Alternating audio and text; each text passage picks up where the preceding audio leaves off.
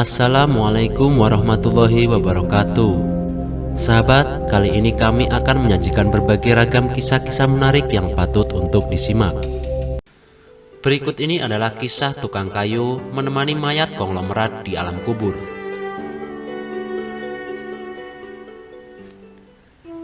Allah telah menetapkan masing-masing rezeki untuk seseorang.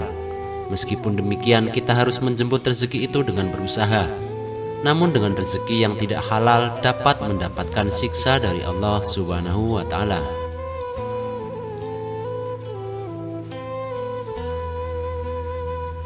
Kisah ini bermula saat ada seseorang yang sangat kaya menuliskan surat wasiat. Surat itu berisi barang siapa yang dapat menemaninya selama 40 hari di alam kubur setelah ia meninggal nanti, maka ia akan memberikan setengah hartanya.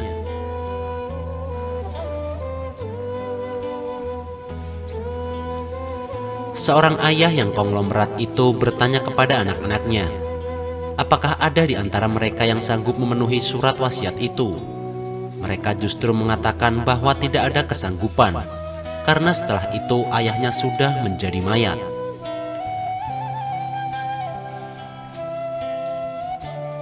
Ia juga memanggil adik-adiknya dan bertanya hal yang sama. Mereka justru mengatakan, apakah orang itu sudah gila? Karena tidak mungkin ada yang mau menemaninya selama itu di dalam tanah.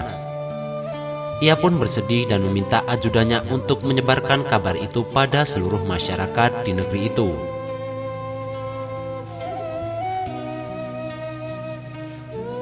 Hingga akhirnya orang kaya itu telah meninggal. Kabar itu pun langsung didengar oleh salah seorang tukang kayu yang miskin.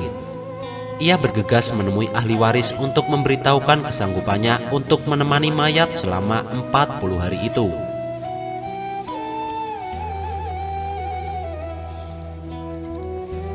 Orang kaya itu pun dimakamkan di makam yang sangat mewah dengan segala perlengkapannya. Mayat itu dimasukkan ke dalam kubur, begitu juga dengan tukang kayu. Ia hanya berbekal kampak agar masih bisa bekerja mencari nafkah.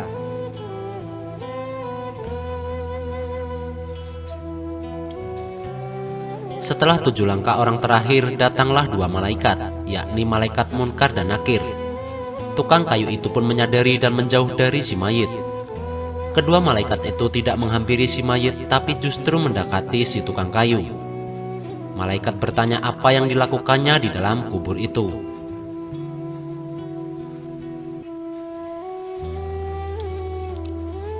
Ia menjelaskan bahwa ia akan menemani si mayit untuk mendapatkan hartanya. Malaikat bertanya mengenai harta yang dimiliki si tukang kayu tersebut. Ia menjawab hanya kampak.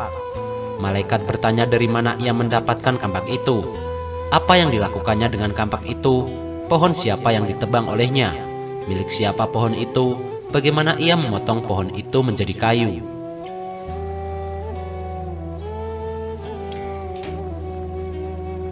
Semua pertanyaan ini dilontarkan secara berangsur-angsur dalam 39 hari dia di dalam kubur.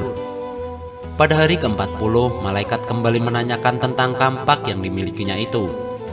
Saat itulah ia membuka pintu dan keluar dari alam kubur itu. Di luar banyak orang yang telah menunggu keluarnya ia di alam kubur. Tapi ia justru lari terbirit-birit sambil mengatakan kepada kumpulan orang-orang itu untuk mengambil saja separuh harta yang dijanjikan.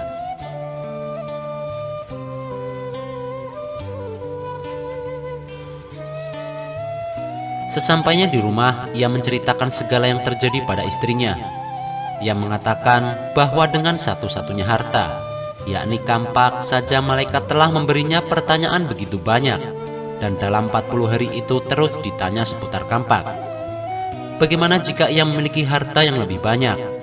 Maka akan lebih lama dan banyak pula pertanyaan yang diberikan.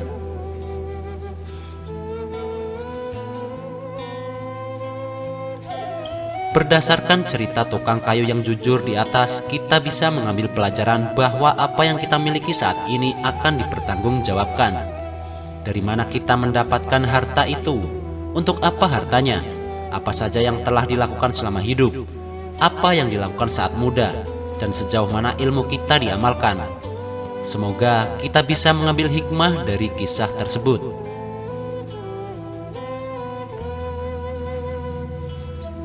Sahabat, semoga hari ini Allah mudahkan setiap urusan, melapangkan hati, dan meringankan langkah kita dalam kebaikan.